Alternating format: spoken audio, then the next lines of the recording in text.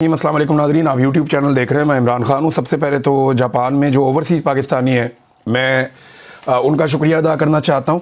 ہم نے کل ایک پروگرام کیا، ایک پروگرام ہم آج بھی کرنے جا رہے ہیں جاپان میں، اور اوورسیز پاکستانیوں نے بڑی تعداد میں شرکت کی.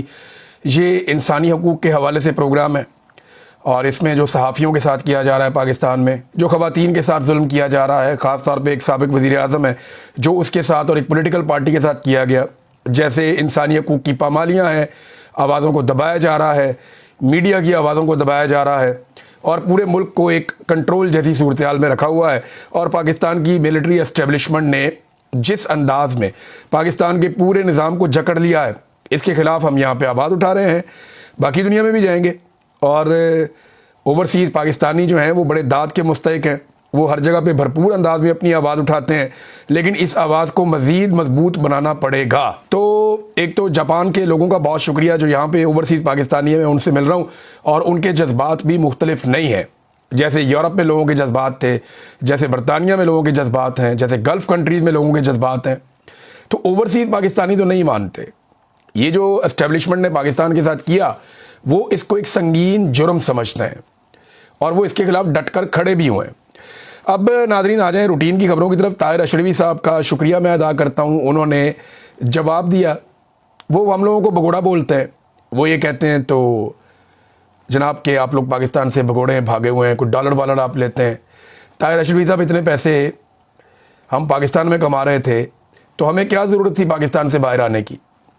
نوکریاں چلی گئیں، کاروبار چلے گئے، سارے کے سارے خاندان اجڑ گئے، گھر ویران ہو گئے. یہ سارا کچھ کرنے کے بعد کوئی آدمی کو تھوڑے سے پیسے کمائے گا آپ کو لگتا ہے؟ کوئی دماغ آپ کا کام کرتا ہے؟ کوئی عقل میں بات آپ کے گھستی ہے؟ تو طاہر اشرفی صاحب کے خلاف جو ہم لوگوں نے، اور ان کے خلاف نہیں، جو درباری ملا ہیں ان کے خلاف ہم نے آواز اٹھائی تھی. میں نے اس کے بارے میں جو خاص طور میں اپنی بات کروں گا، باقی وہ نہیں کرتا. میں نے خاص طور پہ 3-4 چیزیں اٹھائی تھیں، تو اس پہ طاہر اشرفی صاحب نے جواب دیا.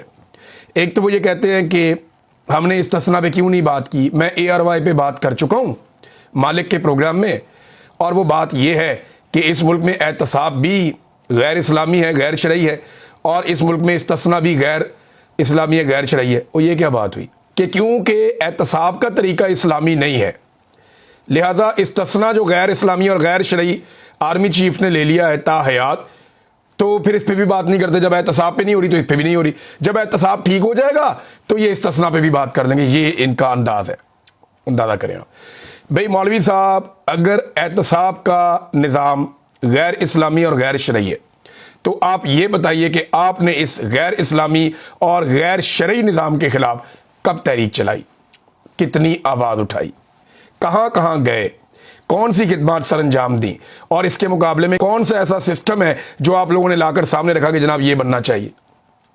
لوگوں کو بیوقوف نہ بنائیں. اور ایک چیز اگر غیر شرعی ہے تو کیا اس کی وجہ سے دوسری غیر شرعی چیز جو ہے وہ جسٹیفائی ہو جاتی ہے؟ یعنی استثناء کو جسٹیفائی کرنے کا طریقہ کار انہوں نے یہ بتایا کہ احتساب کا نظام جو ہے نا وہ شرعی نہیں ہے، لہذا استثناء. بھئی سزا اور جزا کا نظام شرعی ہے یا نہیں ہے؟ باقی جرائم جو ہوتے ہیں وہ شرعی ہے یا نہیں ہے؟ ان کا نظام، قاتل کو سزائے موت دینا شرعی ہے یا نہیں ہے؟ مولانا صاحب خدا کا نام لیں آپ. یعنی آپ استثناء کو ایسے جسٹیفائی کریں گے؟ تو اگر احتساب کا نظام غیر شرعی ہے اور اس کی بنیاد پہ آپ کہہ رہے ہیں کہ استثناء جو ہے وہ بھی غیر شرعی ہے، تو چلنے دو دونوں کو. تو پھر ایسے تو آپ ہر پاکستانی کو استثناء دے دیں، کیونکہ احتساب کا نظام جو ہے وہ غیر شرعی ہے. پھر تو سب کو آپ استثناء دے دیں نا، سب کو آپ موقع دے دیں کہ سارے کے سارے استثناء لے لیں. یہ کیا بات ہوئی؟ صحابہ اکرام نے نہیں لیا، علماء اکرام نے نہیں لیا، آج تک خلفائے راشدین نے نہیں لیا، اللہ کے نبیوں نے نہیں لیا، تو آپ اس کو کیسے جسٹیفائی کر رہے ہیں؟ تو ایک تو مولانا صاحب آپ کی بات کا سر پاؤں نہیں ہے. لوگ نا عقل مند ہیں، اب لوگوں کو شعور ہے، لوگ سوال پوچھتے ہیں پھر جواب مانگتے ہیں. یہ ایسا نہیں ہوگا کہ آپ کو سوال کچھ اور جواب کچھ اور. یہ لوگ آپ کو بے نقاب کریں گے، اور بار بار کر رہے ہیں. دوسرا انہوں نے کہا جی کہ فلسطین پر اور اسرائیل پر بھی بات ہوئی ہے، حماس پر بھی بات ہوئی ہے. سناؤ کہاں بات ہوئی ہے؟ کیا آپ نے پوچھا وزیر اعظم سے کہ آپ نے ڈونلڈ ٹرمپ کے اس منصوبے کے اوپر جس میں حماس کو غیر مسلح کرنا ہے اور فلسطین کے اندر ایک اسلامک فورس جو ہے ملکوں کی بنے گی، اسٹیبلائزیشن فورس، اس کو تعینات کرنا ہے، اور اس فورس کا کام ہے حماس کو غیر مسلح کرنا اور فلسطین اور اسرائیل کے بیچ میں ایک ایسی دیوار بننا جو اسرائیل کو تحفظ دے. یہ تو باقاعدہ چیزیں لکھی پڑی ہیں. تو مولانا صاحب اس پہ آپ نے کہاں بات کی؟ سنوائیں مجھے, سنوائیں نا. کس بنیاد پہ آپ یہ کہہ رہے ہیں کہ آپ نے اس پہ بات کی ہے؟ دیں کوئی گارنٹی, لائیں کوئی چیز سامنے رکھیں. محمد بن سلمان نے جب سے ڈونلڈ ٹرمپ کے سامنے انہوں نے بیٹھ کے, اور جب وہ امریکہ گئے اور جب سے وہاں سے معاملہ بدلا ہے, تب سے ان کا پینترا بدلا ہے. یہ تو پوری طرح تیار تھے سارا کچھ کرنے کے لیے, یہ تو ہر چیز کرنے کے لیے تیار تھے. تو محمد بن سلمان نے وہاں جا کر کہہ دیا کہ جناب فلسطین کے بارے میں سوچیں, پہلے اس کی ریاست بنے گی, تو یہ کریڈٹ گوز ٹو محمد بن سلمان. یہ تو تیار بیٹھے تھے ڈونلڈ ٹرمپ کے کہنے کے اوپر, جو وہ کہہ رہے ہیں وہ کرنے کے لیے.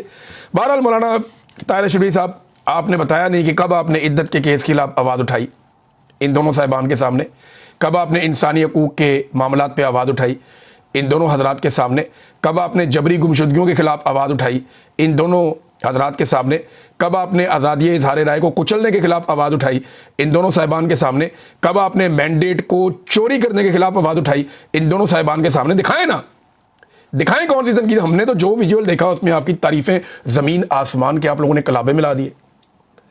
آپ لوگ تو وہاں پہ تعریفیں کر رہے تھے, اور اب عوام آپ کو کر رہی ہے ننگا, عوام کر رہی ہے آپ کے اوپر تنقید, اور عوام بتا رہی ہے کہ جناب آپ لوگوں کی اوقات کیا ہے. تو جب عوام آپ کو بتا رہی ہے تو آپ کو تکلیف ہو رہی ہے نا مولوی صاحب, یہ ہوگی آپ کو تکلیف, کیونکہ پاکستانی آگے نکل گئے, آپ لوگ بہت پیچھے رہ گئے.